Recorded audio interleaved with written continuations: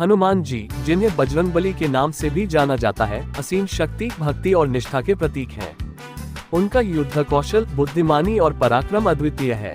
ये कथा त्रेतायुग के एक ऐसे महायुद्ध की है जिसमें बजरंगबली ने असुरों के अत्याचारी राजा अहिरावण और महिरावण का संहार कर भगवान श्री राम और लक्ष्मण को मुक्त कराया। अध्याय 1, अहिरावण और महिरावण का षड्यंत्र। लंका के युद्ध के दौरान जब रावण बार बार श्री राम के हाथों हार रहा था, तो उसने अपने मित्र और पाताल लोक के महान असुरराज अहिरावण से सहायता मांगी। अहिरावण और उसका भाई महिरावण मायावी शक्तियों से संपन्न थे और उन्हें वरदान था कि वे अजय रहेंगे जब तक कोई उन्हें एक विशेष विधि से नहीं मारेगा।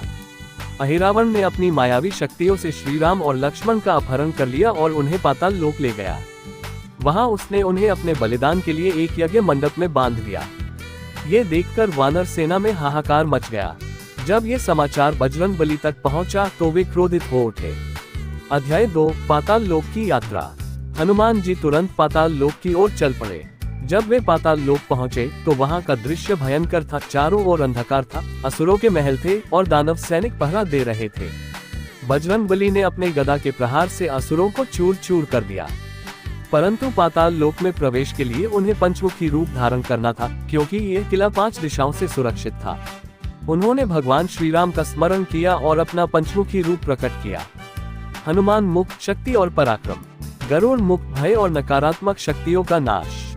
वराह मुख, पृथ्वी और संतुलन की रक्षा। नरसिंह मुख, क्रोध और प्रचंडता। हयग्रीव मुख, बुद्धि और रणनीति। अपने पंचमुखी रूप में उन्होंने पाताल लोक के सभी द्वारों को नष्ट कर दिया और महिरावण के किले में प्रवेश कर गए। अध्याय 3, महिरावण का छल।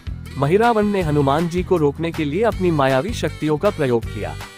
उसने अपने रूप को बदलकर हनुमान जी को भ्रमित करने की कोशिश की, लेकिन हनुमान जी उसकी माया को भलीभांति समझ चुके थे।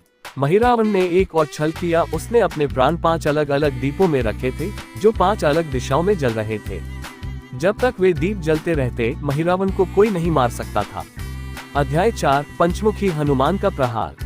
हनुमान जी ने अपनी बुद्धि का उपयोग किया और अपने पंचमुखी रूप में 5 दिशाओं में एक साथ उन दीपों को बुझा दिया। दीप बुझते ही महिरावण और अहिरावण दोनों का अंत हो गया। उनका वध होते ही पाताल लोक की सारी मायावी शक्ति समाप्त हो गई और श्री राम तथा लक्ष्मण बंधन मुक्त हो गए। अध्याय 5, विजय और वापसी। बजरंगबली ने अपने कंधे पर भगवान श्री राम और लक्ष्मण को बिठाया और वानर सेना के पास लौट आए। पूरी सेना ने हर्षध्वनि की और श्री राम ने हनुमान जी को गले लगाकर आशीर्वाद दिया। हनुमान जी का यह अद्भुत पराक्रम त्रेतायुग के महानतम युद्धों में से एक था। इस युद्ध ने ये सिद्ध कर दिया कि भक्ति, वीरता और बुद्धि के आगे कोई भी मायावी शक्ति टिक नहीं सकती। उपसंहार। हनुमान जी का यह महायुद्ध केवल एक युद्ध की कहानी नहीं है, बल्कि यह हमें ये सिखाता है कि जब सच्ची भक्ति और निष्ठा के साथ हम किसी कार्य में लगते हैं तो असंभव को भी संभव बनाया जा सकता है। जय बजरंगबली, जय श्री राम।